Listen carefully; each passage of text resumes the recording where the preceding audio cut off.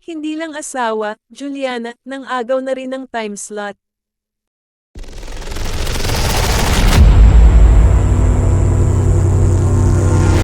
Pinagkatuwaan ng mga netizen ang balitang gagawing second slot sa ABS-CBN Primetime Bida ang teleserye version ng linlang nina Paulo Avellino, JM De Guzman, at Kim Chiu at naurong naman ang Can't Buy Me Love nina Donnie Pangilinan at Bel Mariano o Don Bel sa third slot. Ang linlang ay talaga namang pinanggigilang serye ng mga manonood sa Prime Video noong 2023, partida at may subscription fee pa ito.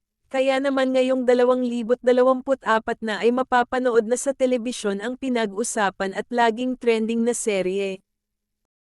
Kaya naman, maraming Don Bell fans ang pumalag sa pag-urong sa time slot ng CBML na patok din naman sa mga manonood gayon din sa social media.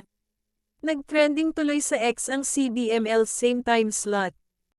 Katwiran nila, dapat daw linlang ang nasa third time slot dahil mas maislan at talagang pang-adult ang paksa nito, kumpara sa CBML. Kaya biro ng mga netizen, hindi na lang daw asawa ang inagaw ni Juliana Luwalhati na ginagampanan ni Kim Chiu kundi pati time slot. Narito ang ilan sa mga reaksyon at komento ng netizens. Juliana, hindi lang asawa inaagaw. Pati time slot. Char! Ano ba naman yan Juliana pati ba naman oras inaagaw mo na rin haha? This move is nothing new. Ginawa na yan ng ABS even before. Since mataas ang ratings ng BQ at pilot episode ng linlang sa Free TV, they have to ensure na maki-carry over yung mataas na viewership ratings to linlang and also introduce the new show sa wider audience, and since may following ang CBML, the management relies on that na susundan pa din ng tao ang show sa bagong oras. Hopefully kapag nakapag-establish na ang linlang, ay switch na ulit ang time slot sa original.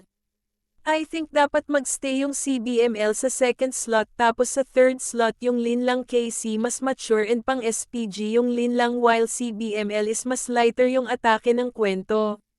Ilagay na lang sa hapon ang linlang para may panggigilan ang mga tao haha. Pakibalik na lang po sa arrange time slot please. Bakit naman din ulo ang Don Bell? Nakakaloka. Samantala, wala pang tugon, reaksyon, o pahayag ang pamunuan ng ABS-CBN tungkol sa desisyon nilang pagpalitan ang time slot ng dalawang serye.